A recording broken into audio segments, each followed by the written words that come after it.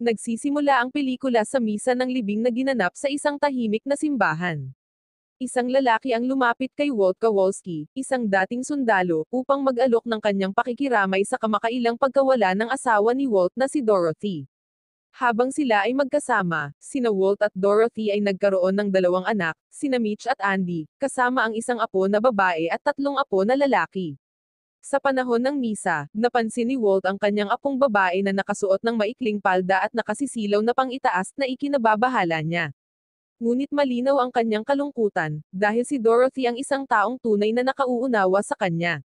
Marami sa malalapit na miyembro ng pamilya at kaibigan ni Dorothy ang dumalo sa misa, at pagkatapos ng seremonya ng simbahan, lahat ay nagtitipon sa tahanan ni Walt para kumain bilang pasasalamat sa kanyang mga alaala na iniwan.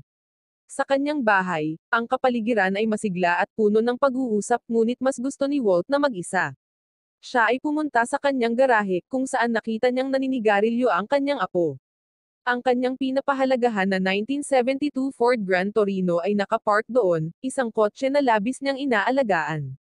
Ang kanyang apo, na nakikita ang kotse, ay nagtanong kung ano ang mangyayari dito kung sakaling pumanaw si Walt. Hindi sumasagot si Walt. Sa halip, tahimik siyang umalis sa garahe. Sa pagbabalik ni Walt sa pangunahing bahagi ng bahay, isang batang pari ang lumapit sa kanya. Ipinaliwanag ng pari na malapit sa kanya si Dorothy at hiniling sa kanya na bantayan si Walt pagkatapos nitong pumanaw. Hinimok din ni Dorothy si Walt na magtapat, isang bagay na hindi pa niya nagawa. Si Walt, gayunpaman, ay tumanggi, na nagsasabing hindi siya magtapat sa isang taong mas bata sa kanya. Ang nakatira sa tabi ni Walt ay isang pamilyang may lahing Chinese na may apelyido na Lor. Kabilang sa kanila ang isang binata na nagngangalang Thao, na madalas na minamaliit ng kanyang pamilya dahil sa sobrang pagsunod niya sa kanyang mga nakatatandang kapatid. Si Walt, mula sa kanyang sariling balkonahe, ay pinapanood sila ng may hindi pagsang-ayon, nalilito at medyo naiirites sa pagdating ng mga bagong kapitbahay na ito. Kinabukasan, naglalakad mag-isa si Thao sa kapitbahayan na nagbabasa ng libro, walang kamalay-malay na may kotseng dahan-dahan na sumusunod sa kanya. Sa loob ng kotse ay isang grupo ng mga Amerikanong gangster na nagsimulang magsabi sa kanya ng mga insulto at pagbabanta. Sa pagkakataong iyon ay may lumapit na isa pang sasakyan mula sa kabilang direksyon, sila ay mga Asian gang na kinabibilangan ng pinsan ni Thao. Mabilis na nagsimulang magtalo ang dalawang gang sa hindi malaman na dahilan, lumalakas ang kanilang mga boses. Lalong tumitindi ang tensyon nang biglang tinutukan ng baril ng isa sa mga miyembro ng American gang ang Asian gang. Bilang tugon, isang miyembro ng Asian gang na nagngangalang Smokey ang naglabas ng isang Uzi na baril, na naging dahilan upang umatras at umalis ang mga Amerikanong gangster.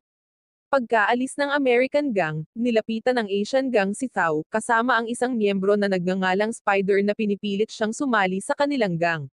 Sinubukan ni Thao na tumanggi, dahil ayaw niya sa karahasan at gusto niyang umiwas sa gulo. Sa huli ay iniwan siya ng mga ito, at nagpatuloy si Thao sa kanyang paglalakad. Nang maglaon sa araw na iyon, habang nagtatrabaho si Thao sa kanyang bakuran sa pag-aalaga sa hardin, muling nagpakita si Spider at ang kanyang gang sa kanyang bahay.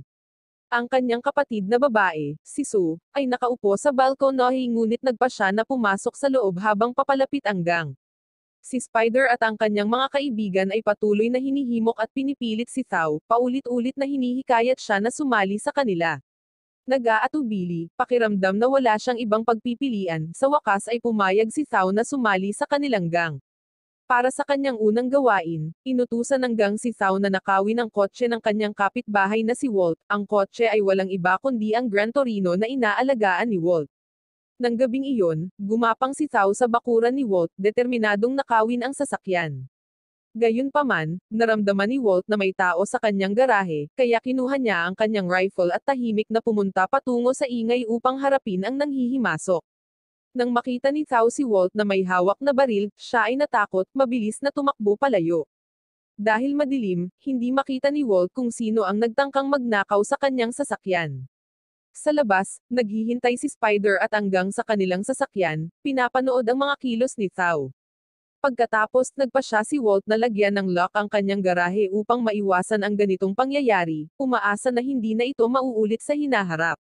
Kinabukasan, nakatanggap ng tawag si Walt mula sa kanyang panganay na anak. Sa halip na tanungin kung kumusta ang kanyang ama, ang kanyang anak sa halip ay nagtanong tungkol sa mga alahas ng kanyang ina. Naiinis at nadismaya, biglang pinatay ni Walt ang tawag. Sa paghahanap ng kapayapaan, lumabas siya upang umupo sa kanyang beranda, tinitigan ang kanyang mahal na Gran Torino na nakaparada sa driveway. Kinagabihan, dumating si Spider at ang kanyang gang sa bahay ni Thao, na naglalayong pilitin siyang sumama sa kanila. Sa pagkakataong ito, agresibo na sila, hinahawakan at hinihila si Thao habang tahimik itong nakaupo sa kanyang bakuran. Ang ingay ay nagtulak sa pamilya ni Thao na lumabas ng bahay, at sinubukan nilang makialam, na humantong sa isang mainit na pakikibaka. Lumaki ang pagtatalo at tuluyan silang napunta sa bakuran ni Walt. Lingid sa kanilang kaalaman, pinagmamasdan pala ni Walt ang eksena. Habang napunta sila sa kanyang ari-arian, nakahanda siyang pumatay, na itinutok ang kanyang shotgun. Nang makita si Walt na may hawak na shotgun, agad na umatras ang gang at umalis sa lugar. Nagpasalamat ang pamilya ni Thao kay Walt sa pagpasok at pagpapaalis sa gang, ngunit sinabihan lang sila ni Walt na lumayo sa kanyang ari-arian. Kinaumagahan, nagulat si Walt nang makita niya ang iba't ibang pagkain at regalo sa kanyang bakuran bilang pasasalamat mula sa pamilya ni Thao. Bagamat hindi niya itinuring ang kanyang sarili bilang isang bayani, ayaw lang niyang may mang-istorbo sa kanyang bakuran, ngunit nagpakita pa rin siya ng mabuting kilos. Maya-maya, lumapit si Thao, kasama ang kanyang ina kay Walt. Taos pusong humingi ng paumanhin si Thao sa pagtatangkang nakawin ang sasakyan ni Walt. Nakinig si Walt at pagkatapos ay binigyan siya ng mahigpit na babala, pinayuhan siya na huwag nang muling magkamali o hindi siya magdadalawang isip na kumilos. Nang hapon na iyon, naglalakad si So kasama ang kanyang kaibigan papunta sa record store nang makasalubong nila ang isang grupo ng mga manggugulo na nagsimulang manggulo sa kanila. Hindi nagpakita ng takot si Sue, na nagudyok sa mga manggugulo na guluhin siya ng husto. Sa sandaling iyon, dumaan si Walt sakay ng kanyang Gran Torino at huminto. Nagpahiwatig siya na tila may kinukuha siya sa kanyang bulsa, na nagbigay ng takot sa mga manggugulo, pero hindi pa rin sila umaalis. Ngunit sa kanilang pagtataka, bumunot si Walt ng isang tunay na baril, na agad silang pinatahimik. Pagkatapos ay sinabihan ni Walt si So na sumakay sa kanyang sasakyan. Sa pagmamaneho, siya ay mas madaldal at mas palakaibigan kaysa karaniwan, at si So ay nasiyahan sa kanilang magaan na pag-uusap. Makalipas ang ilang araw, habang nagpapahinga si Walt sa kanyang balkonahe, napansin niya ang kanyang matandang kapitbahay sa kabilang kalye na nagpupumilit na buhatin ang kanyang mga pinamili mula sa trunk ng kanyang sasakyan. May dumaan na grupo ng mga kabataang lalaki, ngunit sa halip na tulungan, pinagtawanan siya ng mga ito. Mukhang handa nang lumapit si Walt, ngunit bago pa siya tumayo, nakita niyang mabilis na pumunta si Thao upang tulungan ang matanda, magiliw na dinala ang mga pinamili nito sa kanyang tahanan. Hindi nagtagal, dumating si Sue para imbitahan si Walt sa isang pagsasalo ng pamilya. Tiningnan niya ang kanyang cooler at napansin niyang naubusan na siya ng beer, kaya nagpa siya siyang tanggapin ang imbitasyon, umaasa na mayroong maiinom doon. Pagdating niya, malugod siyang tinanggap ng pamilya ni Sue, bagaman tila nag-iingat pa rin sa kanya ang lola ni Sue. Kabilang sa mga miyembro ng pamilya ay isang manggagamot na masinsinang lumapit kay Walt. Pagkatapos ay nagsalita ang manggagamot tungkol sa mabigat na nakaraan ni Walt, binanggit na nakagawa siya ng ilang mabibigat na pagkakamali na patuloy na nagpapabigat sa kanya. Nang marinig ang mga salitang ito, nagpa siya si Walt na lumabas para makalanghap ng sariwang hangin. Pagkaraan ng ilang sandali, nagsimula siyang umubo at nagpa siya na magtungo sa banyo. Doon, napansin niya ang dugo sa kanyang ubo, na pagtanto na ang kanyang kalusugan ay maaaring mas masama kaysa sa kanyang inaakala. Paglabas niya ng banyo, napansin ni Sue na may mali at tinanong siya kung ayos lang siya, ngunit nagsinungaling si Walt, iginiit na ayos lang siya. Akmang aalis na siya, nilapitan siya ng ina ni Sue, ipinaliwanag na gusto ni Thao na bumawi sa kanyang pagkakamali sa nakaraan sa pamamagitan ng pag-alok ng pera o tulong kay Walt. Tiniyak ng pamilya kay Walt na mahalaga ito sa kanila at makararamdam sila ng kawalan ng respeto kung tatanggihan niya ang alok ni Thao. Dahil sa pag-unawa sa kanilang katapatan, tinanggap ni Walt ang alok. Kinabukasan, kinuha niya si Thao para tulungan siya sa bahay. Lumala ang kalusugan ni Walt, at nakita niyang mas madalas siyang umuubo ng dugo. Dahil sa pag-aalala, nagpa siya siyang magpatingin sa doktor. Pagkatapos ng isang serye ng mga pagsusuri, ang doktor ay naghatid ng malubhang balita, si Walt ay may malalang sakit, at ang kanyang oras ay kaunti na lang. Ito ang nagtulak kay Walt na makipag-ugnayan sa kanyang mga anak sa pag-asang maaayos ang kanilang mga gusot na relasyon. Gayunpaman, ang kanyang mga pagsisikap ay walang saysay, dahil ang kanyang mga anak ay sumagot na sila ay masyadong abala. Kinabukasan, pinatrabaho ni Walt si Thao sa iba't ibang gawain sa bahay. Tumulong si Thao sa pag-aayos ng bubong, pagbunot ng matigas na mga ugat ng puno, paglilinis ng sasakyan ni Walt, paglipat ng mabibigat na bagay, at pati na ang pagpipintura ng bahay. Kusang loob na ginampanan ni Thao ang mga gawaing ito, dahil inilayo siya nito sa mga Asian gangster na madalas na namamalagi sa kanyang lugar. Habang namamahala, napansin ni Walt na si Thao ay tahimik at walang kumpiyansa, na nagbunsod sa pagnanais ni Walt na tulungan siyang maging mas malakas, mas matatag na binata. Upang suportahan ang paglaki ni Thao, inayos ni Walt na magtrabaho siya sa isang pabrika na pag-aari ng kanyang kaibigan na si Tim Kennedy. Malugod na tinanggap ni Tim si Thao, nangako na bibigyan niya siya ng maayos na trabaho sa pabrika. Makalipas ang ilang araw, opisyal na nagsimulang magtrabaho si Thao sa pabrika. Isang gabi, habang bumababa siya sa bus pauwi, nakaharap niya ang parehong Asian gang na nanliligalig sa kanya. Inatake siya ng mga ito, idiniin ng isang nakasinding sigarilyo sa kanyang pisngi, dahilan para mapasigaw siya sa sakit. Kasabay ng pananakit sa kanya, sinira rin ng gang ang kanyang mga kagamitan sa trabaho, na iniwan siyang walang magawa na parang baliw. Sa kanyang pag-uwi, nag-cross ang landas ni Thao kay Walt, na mabilis na napansin ng mga senyales ng pambubuli, at napagtanto niya na si Thao ay sinalakay ulit ng Asian gang. Dahil sa galit, dumiretso si Walt sa hideout ng gang. Nang makita niya si Smokey doon, nawalan siya ng kontrol at binugbog siya ng husto, na nagbigay ng mahigpit na babala, kung gusto nilang mamuhay ng mapayapa, huwag na nilang guluhin si Thao. Isang gabi, habang nakaupo si Walt sa kanyang living room, dumaan ang gang ni Spider sa bahay ni Thao at pinaputukan ito bilang babala.